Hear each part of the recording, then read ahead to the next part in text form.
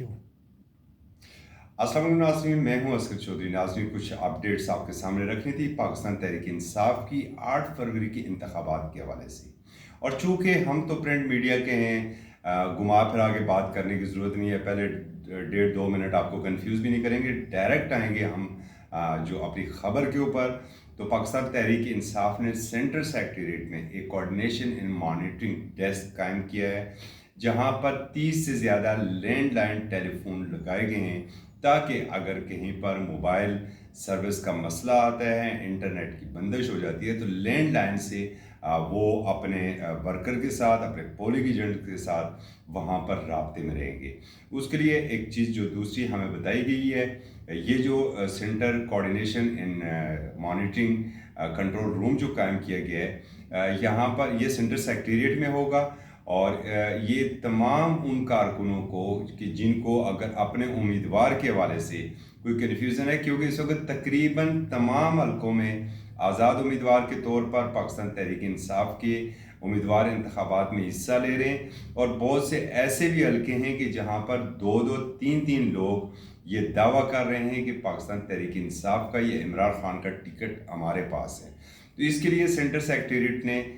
یہ ایک قدم اٹھایا ہے کہ کوئی بھی ایک تو انہوں نے ویب کے اوپر اپنا سارے جو ان کے امیدوار ہیں، جو پاکستان تحریک انصاف کے نامزد کردہ امیدوار ہیں، ان کی لسٹ انہوں نے پہلے سے اویزاں وہاں پر کر دی ہے۔ کوئی بھی انصاف.pk کا وزٹ کر کے وہاں پر اس کو چیک کر سکتا ہے۔ لیکن پھر بھی اگر کسی حلقے کے بارے میں کوئی کنفیوژن آتی ہے، تو وہ جو لینڈ لائن نمبر دیا گیا ہے، جس کو ہم اپنی ڈسکرپشن میں بھی آپ کو بتا دیں گے، اس نمبر کے اوپر رابطہ کر کے وہ کنفرمیشن بھی وہاں سے کر سکتے ہیں۔ دوسرے نمبر پر تمام حلقوں میں، اور یہ ایک مزید انہوں نے ایک سٹیپ اٹھایا ہے، اور تمام پولنگ اسٹیشن میں پولنگ ایجنٹس کو، متحرک ورکرز کو اور ان کے جو امیدواران ہیں، ان کو یہ کہا گیا ہے کہ اپنی پولنگ اسٹیشن میں وہ کوشش کریں کہ ان کے جو پولنگ ایجنٹ ہیں وہ فارم 45 لازمی کلیکٹ کر کے وہاں سے نکلے، اور اس کی تصویر اسی وقت جو ہے سینٹرل جو سیکریٹریٹ ہے اس کو ارسال کر دیے۔ وہاں پر بھی ایک کنٹرول روم بنایا گیا ہے، اور جہاں پر اگر کوئی کسی قسم کا ممکنہ،